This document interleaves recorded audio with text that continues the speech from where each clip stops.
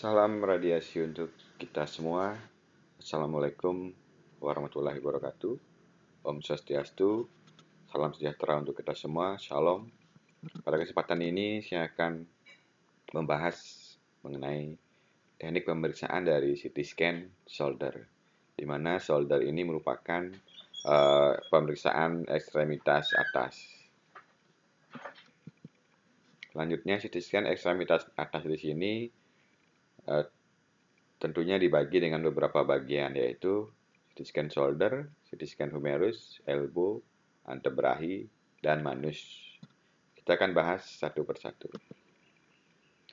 Yang pertama di sini indikasi pemeriksaan dari CT scan ekstremitas atas adalah tumor, adanya fraktur, infeksi degeneratif, artritis, trauma. Persiapan pasien CT scan ekstremitas atas. Tidak ada kontras atau tidak menggunakan kontras, jadi tidak ada persiapan khusus. Pasiennya bisa langsung dilakukan pemeriksaan. Ketika pemeriksaan harus menggunakan kontras, maka pasien dipuasakan selama 4 jam untuk kasus-kasus tumor.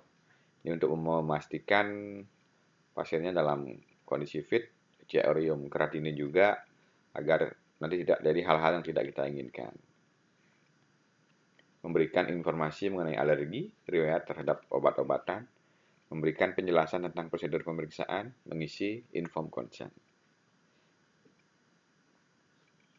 Jadi, untuk pemeriksaan CT scan kontras sendiri di ekstremitas, nah ini tujuannya dipuasakan. Di sini sebenarnya tidak wajib harus puasa, namun kalau bisa pasiennya pas ada persiapan dipuasakan agar ketika pemeriksaan lebih lancar ya kasusnya penanganannya. Pasien pas diperiksa tidak mual-mual dan lain sebagainya.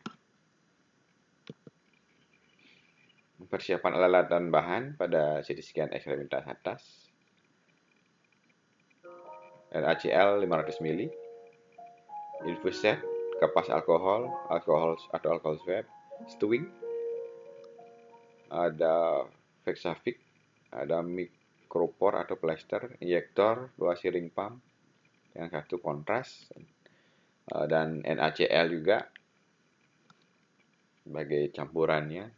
Kemudian ada kalmetason atau Decadril dan obat kontras.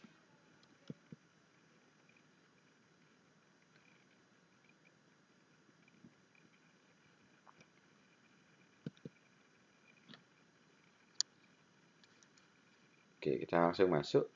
Jadi CT scan shoulder di sini adalah pemeriksaan CT scan untuk menampilkan organ bahu dari potongan aksial, koronal, dan sagittal pada organ dan volume rendering untuk rekonstruksi 3D.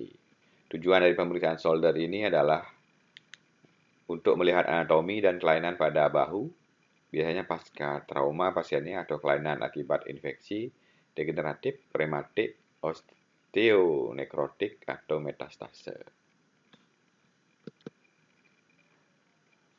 Ini secara umum gambar anatomi dari shoulder dapat saya perlihatkan di sini. Nah, ini shoulder ini kan sendi bahu. Jadi, ketika bikin skenogram atau batas luas penyinaran, nanti tidak perlu panjang sampai humerus jika tidak diperlukan. Cukup pada bagian shouldernya saja.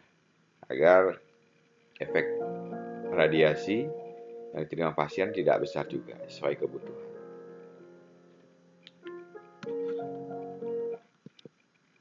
Nah, ini untuk posisi pasiennya. Misalnya supine tidur di atas meja pemeriksaan. Nah, ini diperhatikan. Yang kita fokuskan adalah di bagian shoulder. Nah, ini seperti ini. Oke.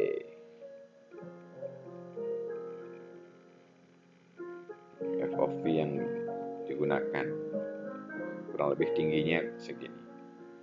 Batas penyinarannya. Oke. Yang penting objek shouldernya ini masuk dalam penyinaran. Irisannya, gambar yang didapat ini pasti ini akan potongan aksial. Oke, di sini diperhatikan ini ipsilateral, up-nya di sini. Ipsilateral ini adalah dua bagian tubuh yang letaknya pada sisi yang sama, kanan dan kirinya. Ini mungkin ada kelainan pada pasiennya. sehingga diposisikan seperti ini. Kita lanjutkan. Ini untuk scan parameter. Untuk scan parameternya sendiri di sini setiap alat memiliki parameter-parameter yang berbeda-beda. Setiap rumah sakit juga memiliki protokol-protokol yang berbeda yang dapat disetting sesuai dengan keinginan radiolog maupun radiografer. Secara umum dapat kita lihat seperti ini. Maksudnya supine, fat fish, topogramnya, craniocaudal, respiratory passage-nya, suspension, scan tipenya helical, QV-nya 120, QV dan lain sebagainya.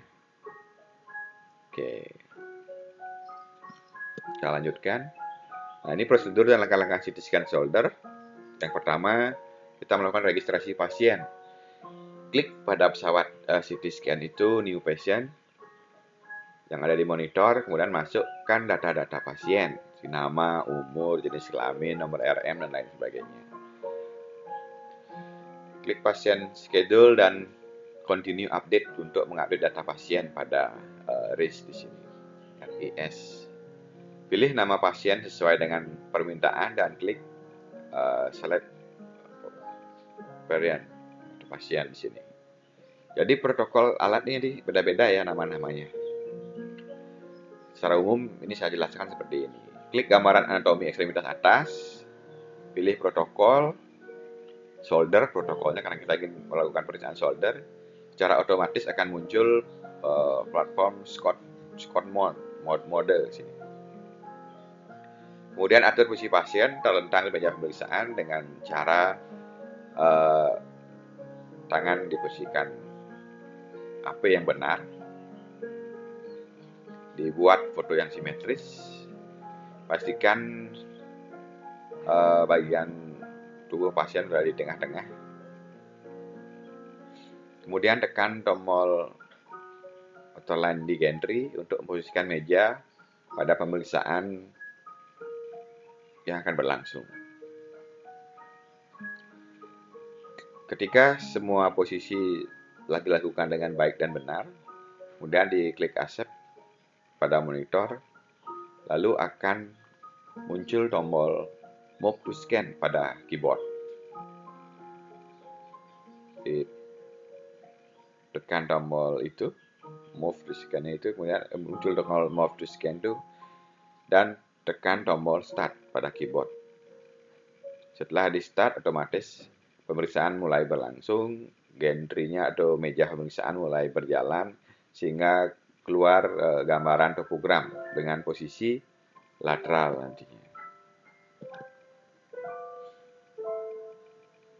Oke, setelah dibuat ini, dibikin scanogramnya, nah itu bisa dipencet tombol move to scan pada keyboard, kemudian pencet start, maka keluar gambar topogram dengan posisi anterior posterior. Klik next series, tentukan area yang akan dilakukan, batas atas clavicular dan batas bawah thoracal 3 kurang lebih, humerus proximal, dengan mengklik show localizer dari topogram proyeksi lateral dan anterior posterior. Setelah ini semuanya diatur, klik accept, kemudian tekan tombol move to scan pada keyboard. Setelah itu tekan tombol start untuk mulai proses scanning. Pesawat CT scan akan melakukan proses scanning secara otomatis. Setelah proses scanning selesai, klik end exam. Kemudian akan muncul pop-up PPS pilih complete. Bila pemeriksaan selesai, ini defer untuk melanjutkan pasien lain. Tombol defer ini untuk melanjutkan pasien lain. Discontinue untuk membatalkan tindakan.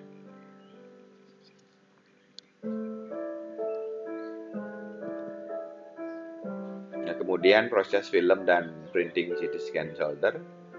Secara umum pada layar monitor klik image swap, pilih nama pasien, lalu klik reformat. Selanjutnya bisa diklik ikon multi objek untuk membaca objek yang jadi tempat agar simetris. Klik di situ my tool, lalu pilih pad di situ, kemudian ambil irisan sesuai dengan objek yang dikunjungi atau yang akan kita lihat. Pengaturan jarak gambar dan ketebalan irisan yang digunakan 3 mm untuk potongan aksial, koronal, dan segital, lalu klik OK untuk menyimpan irisan yang telah diatur, dan klik Exit jika sudah selesai. Pilih hasil format gambar, lalu klik di Viewer di bagian komputer CT scan di monitor, setting windownya gambar sesuai keinginan, kemudian diklik Film Composer untuk menampilkan tampilannya di film gambar itu. Nah, diatur berapa pembagian filmnya, letak-letaknya disesuaikan, besar gambarnya jika perlu di zoom dan lain sebagainya. Ketika sudah disetting, bisa dipilih gambar mana saja yang akan dicetak. Lalu klik print. Nah, kurang lebih nanti proses filmingnya dan printing scan solder. Nah, ini diperhatikan pembuatan irisan topogramnya dia agak oblik ya, agak miring, yang menyesuaikan dengan bentuk anatomi. Oke. Ini humeral height, genoid. Oke. Akan didapat dimunculkan gambaran aksial, koronal juga maupun sagittal. Coronal reformatnya, sagittal reformat di sini. Terlihat clavicular, acromion juga terlihat.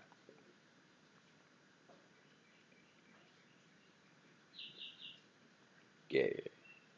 Kita langsung masuk ke hasil ketika sudah di filming, proses film dan printing CT scan solder. Ini ada aksial 3 mm irisannya. Di koronal, potongan koronal. Nah, ini sagittal. Ini sudah terlihat jelas sekali potongan sagittal di sini. Nah, kemudian ini rekonstruksi 3D. Oke, sebenarnya ini bisa kita crop. Kita ambil soldernya saja. Ini bisa kita crop gambaran toraknya agar tidak ikut masuk di dalam sini. Nah, ini tergantung keinginan dari radiolog maupun inisiatif dari radiografer itu sendiri. Nah, begini pun tidak apa-apa.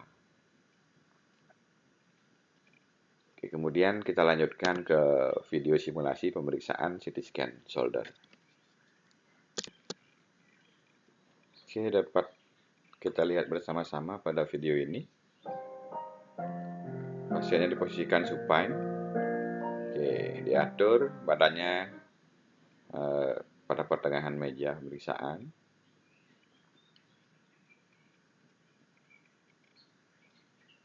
Ini MSP tubuh ya di meja pemeriksaan. Nah, kemudian kita lihat di sini, oke, di sini bahunya.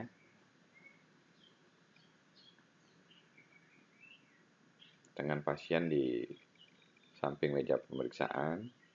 Biasanya kalau solder samping meja pemeriksaan. Bahkan terkadang ada yang membuat salah satu tangannya jika di satu sisi yang diperiksa bisa diangkat ke atas kepala. Oke, setelah lakukan registrasi, nanti scan topogramnya. Kemudian dibuat luas lapangan penyinaran. Nah, ini seperti ini, perhatikan. Nah, ini kita fokuskan pada bagian solder saja.